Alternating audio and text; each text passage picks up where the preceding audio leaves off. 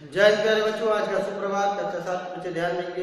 अभी तक हम लोगों ने पाठ 9 सहजता हाजिर होने का पठन कार्य, अभ्यास प्रश्न ये सब कुछ समाप्त कर लिया। अब हम इसमें जो व्याकरण संभाग जो आपकी पृष्ठ संख्या 40 को दिया गया है, शब्द ज्ञान में समास, तो शब्द ज्ञान में हम आज पढ़ेंगे समास के बारे में।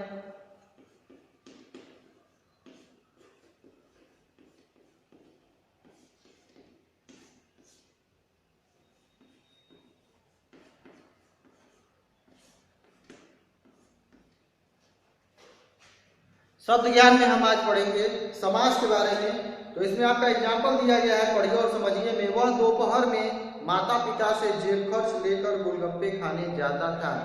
इस वाक्य में रंगीन जो शब्द कुछ दिए गए हैं, 3 शब्द हैं, दोपहर, माता पिता और जेब खर्च। इनके बारे में एक्सप्लेनेशन यानी व्याख्या दी गई है पृष्ठ संख्या 41 पर सबसे ऊपर। आप अपनी बुक में देखेंगे।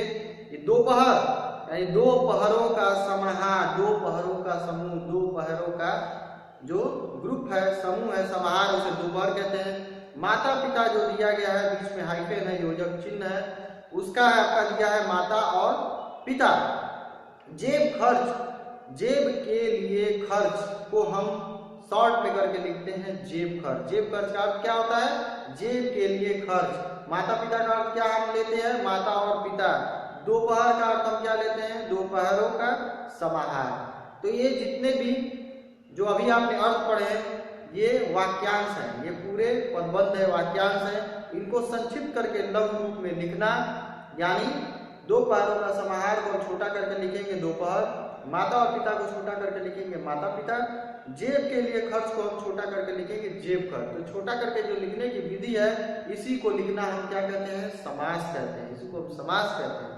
तो पीले बॉक्स में अब आपका जो डिफिनीशन दिया गया है, परिभाषा दी गई है, दो या दो से अधिक संबंधित शब्दों को संक्षिप्त रूप में करके एक नया शब्द बनाना ही समास कहलाता है। दो या दो से अधिक संबंधित शब्दों को संक्षिप्त कर एक नया शब्द बनाना समास कहलाता है। समास के बाद जो शब्द बनता है, यानी समास करने के बाद, यानी जो शॉर्ट में, छोटे रूप में, लघु रूप में जो नया शब्द बनता है, उसे हम समस्त पद कहते हैं। उसे हम क्या कहते हैं? समस्त पद। समस्त पद बनता है समास में। समस्त पद बनता है। समस्त पद में 2 पद होते हैं। इसका हम जब समास विग्रह करते हैं,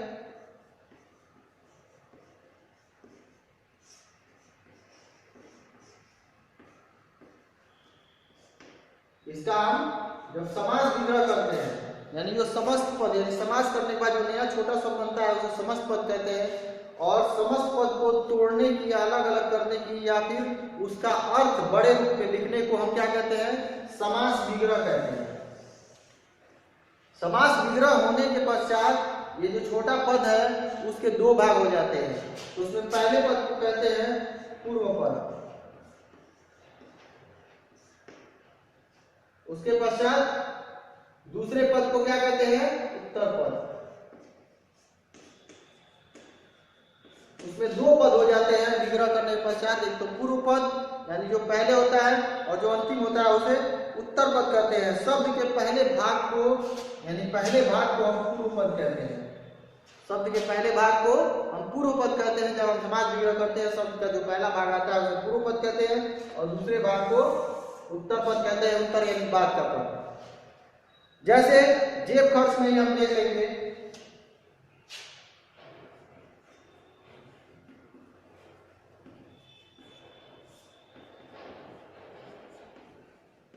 जेब धन खर्च।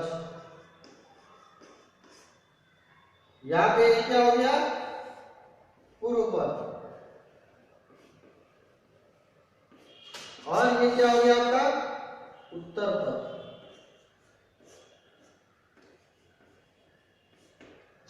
ये आपका पूर्व पद हो गया और ये उत्तर पद हो गया। समस्त पद को अलग अलग करके लिखने की प्रक्रिया को समास विग्रह कहते हैं। इसी को जब हम अलग अलग करके लिखेंगे, इसे समास विग्रह कहते हैं।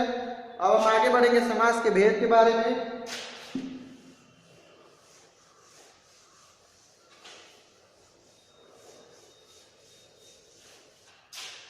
समास के आपके 6 भेद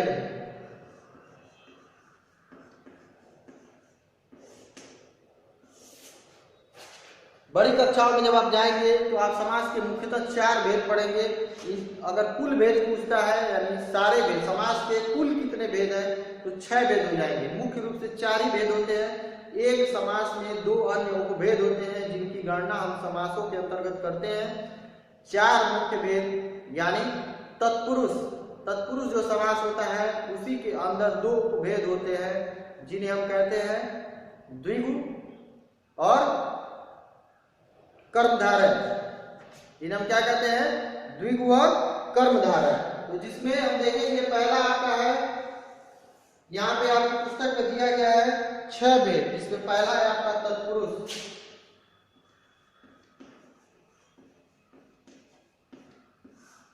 तत्पुरुष समास। दूसरा आपका है द्वंद्व समास। द्वंद्व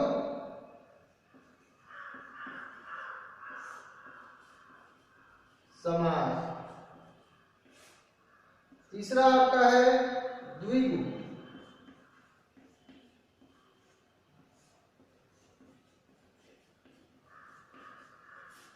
चौथा आपका है कर्मधारय।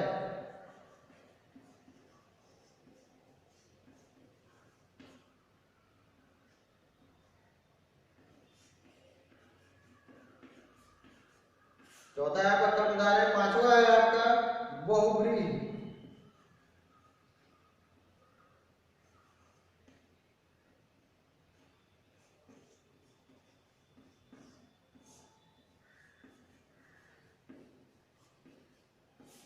और अंतिम आपका होगा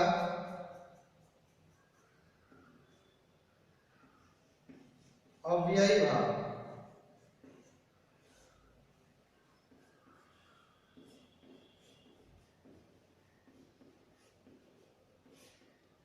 अव्ययी भाव समास। यहाँ पे 6 भेद आपके सामने लिखे गए हैं, जिनमें पहला है तत्पुरुष समास, दूसरा द्वंद्व, तीसरा द्विगु, चौथा कर्मधारय, पांचवा बहुव्रीहि और छठा आपका अव्ययी भाव समास है, जिसमें हम आपकी पाठ्य पुस्तक में सिर्फ 3 भेद पढ़ने के लिए दिए गए हैं। इसमें पहला है आपका तत्पुरुष, दूसरा है आपका द्वंद्व और तीसरा है आपका द्विगु। ये 3 आपको समास के भेद पढ़ने हैं जो आपके लिए परीक्षा की दृष्टि से अत्यंत उपयोगी हैं। तो हम आगे बढ़ते हैं समास के पहले भेद की ओर। यहाँ पे तत्पुरुष समास। तो तत्पुरुष समास दिया गया है, इसमें उत्तर पद। सबसे पहले मैंने आपको पहले ही बताया कि समस्त पद में 2 पद होते हैं। एक जब विग्रह करने के पश्चात पहला जो पद आता है उसे पूर्व पद और दूसरा जो पद आता है उसे उत्तर पद कहते हैं। तो तत्पुरुष समास में जो उत्तर पद होता है यानी पूर्व पद के बाद आने वाला जो पद होता है वो प्रधान होता है, यानी वही मुख्य होता है, वही हेड होता है, वही सब कुछ होता है। तो इसमें 2 पदों के मध्य कारक चिन्ह का, के, की, के, लिए, से, सी, में, पर का लोप हो जाता है। कारक चिन्ह से आप परिचित होंगे। कर्ता ने कर्म को करण से संप्रदान के लिए, से के लिए, अपादान से अलग होने के अर्थ में, संबंध का, के, की, अधिकरण में, पर और संबोधन ये, अरे, वो। इस प्रकार के जो कारक चिन्ह है इसमें प्रथम यानी कर्ता कारक और अंतिम यानी संबोधन कारक, इनको हटाकर बीच के जो 6 कारक है, बीच के जो 6 आपकी विभक्तियां होंगी, इन पर आधारित कारक चिन्हों के आधार पर तत्पुरुष समास का हम अध्ययन करते हैं। यानी इसमें कर्ता कारक और अंतिम जो संबोधन कारक है उसका अध्ययन तत्पुरुष समास में हम नहीं करते। तो तत्पुरुष में उत्तर पद प्रधान होता है, या आप अपने दिमाग में बिठा लेंगे 2 पद होते हैं समास में, प्रथम पूर्व पद, अंतिम उत्तर पद। तो तत्पुरुष समास का अगर आपसे एग्जाम्पल या डिफिनीशन पूछता है तो उसमें आप हमेशा पाएंगे कि जो उसका उत्तर पद होता है वही प्रधान होता है, वही सब कुछ होता है। इसमें समस्त पद में आप देखेंगे लिखा गया है राजपुत्र।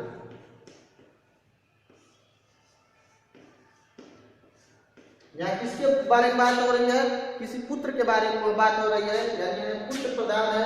किसका पुत्र है? वो राजा का। ये लिखेंगे इसका विग्रह करने के पश्चात राजा का पुत्र, यानी किसके बारे में बात हो रही है? पुत्र के बारे में बात हो रही है। वो पुत्र किसका है? राजा का। यानी सबसे यहाँ पे प्रमुख क्या हो गया?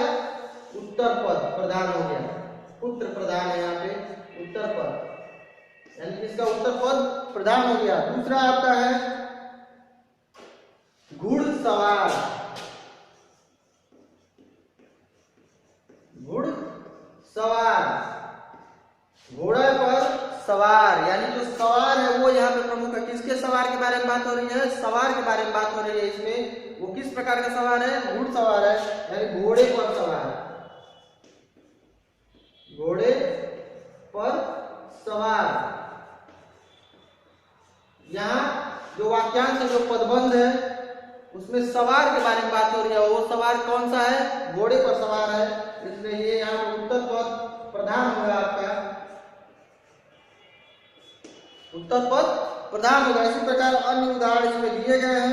इन उदाहरणों को हम भली भांति देख लेंगे और इसकी पहचान कैसे होगी इसके बारे में हम समझेंगे। इसमें अब देख रहे हैं हम जो अन्य उदाहरण है, गुणहीन, गुणहीन, गुण से हीन, इसमें अपादान कारक है, से में से अलग होना है, गुण से अलग होना, हीन के अर्थ में है, इसलिए अपादान कारक है। अकाल पीड़ित, अकाल से पीड़ित, अकाल के द्वारा, से के द्वारा, कर्ता ने कर्म को करण से के द्वारा, इसलिए इसमें करण, करण तत्पुरुष है, करण का चिन्ह है यहाँ पर, कारक चिन्ह, करण का कारक चिन्ह यहाँ पे लोप हो रहा है अकाल पीड़ित में, यानी अकाल से पीड़ित, अकाल के द्वारा पीड़ित, यानी करण कारक है, जिसमें कारण है, इसमें कारण है अकाल से पीड़ित होने का, तो यहाँ पे करण कारक है। पथ भ्रष्ट, पथ से भ्रष्ट, गिरा हुआ, हीन, इसमें भी अपादान है, यानी पथ से अलग हुआ, भ्रष्ट हुआ, गिरा हुआ या अलग होने के अर्थ में यहाँ पे है पथ भ्रष्ट, तो यहाँ पे अपादान तत्पुरुष होगा। नेक्स्ट है आपका पुस्तकालय, पुस्तक के लिए आलय, गृह या घर, तो पुस्तक के लिए, तो के लिए जो है उसमें कौन सा आपका? कर्ता ने कर्म को करण से के लिए, यहाँ भी करण कारक है आपका, तो करण तत्पुरुष होगा। गुड़ दौड़, घोड़ों की दौड़, घोड़ों की दौड़, तो संबंध तत्पुरुष यहाँ होगा, संबंध का के की, ये आपका कारक चिन्ह होता है, इसलिए यहाँ संबंध तत्पुरुष होगा। गृह प्रवेश, गृह में प्रवेश, तो यहाँ में लगा है, जब हम संबंध या समास विग्रह कर रहे हैं तो क्या मिल रहा है गृह प्रवेश में? गृह में प्रवेश, यानी यहाँ पर अधिकरण है, में पर, यानी अधिकरण यहाँ पे तत्पुरुष होगा। और इसी प्रकार वन गमन, यानी वन में गमन, यहाँ पे भी में है आपका, तो कारक चिन्ह में जो होता है वो अधिकरण का होता है, इस प्रकार यहाँ पे अधिकरण तत्पुरुष है। इस प्रकार हम देखेंगे कि तत्पुरुष समास में कर्म से लेकर और अधिकरण तक के कारक चिन्हों का हम अध्ययन करते हैं। ये कारक चिन्हों का लोप करके समास बनाया जाता है, तत्पुरुष समास बनाया जाता है। अगली कक्षा में हम जो अन्य बचे हुए दो समास हैं उनके बारे में अध्ययन करेंगे। अभी के लिए आपकी कक्षा समाप्त।